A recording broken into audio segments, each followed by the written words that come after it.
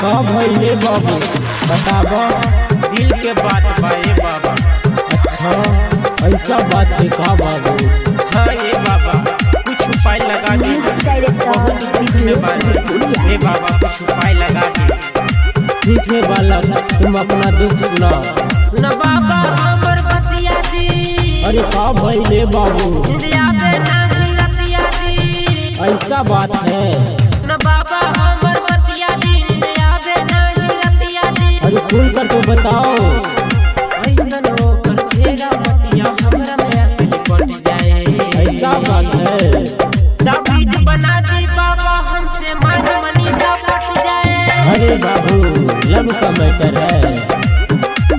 ऐसा चमत्कार करे कि तू हमरा में आके पट जाए।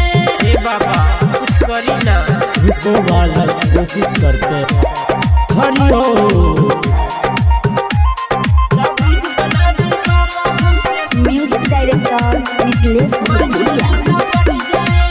चढ़ल जवानी बाटे कमर कमानी। बाबा सुनी देखी के मुहवा से चुएला पानी। प्यार में पागल हो गया तारे। चढ़ल जवानी बाटे कमर कमानी। देखी के मुहवा से चुएला पानी। कर दी ऐसन मंतर बाबा हमरा में आके चिपक जाए। ताबीज बना दी बाबा हमसे मन मनीषा पट जाए। ये सब का चक्कर है रे बाबू। ताबीज बना दी बाबा हमसे डिंपल डार्लिंग पट जाए। ये सब संभव नहीं है बाबू। वो किसी और का माल है। कुछ करिए बाबा। ताबीज बना दी बाबा हमसे। म्यूजिक डायरेक्टर मिथिलेश भोजपुरिया। बुझी परेशानी बाबा दिलवा के हमर। सेटिंग करा दे नहीं तो कहियो ओकरा ले जाई दोसर। हरि ओम।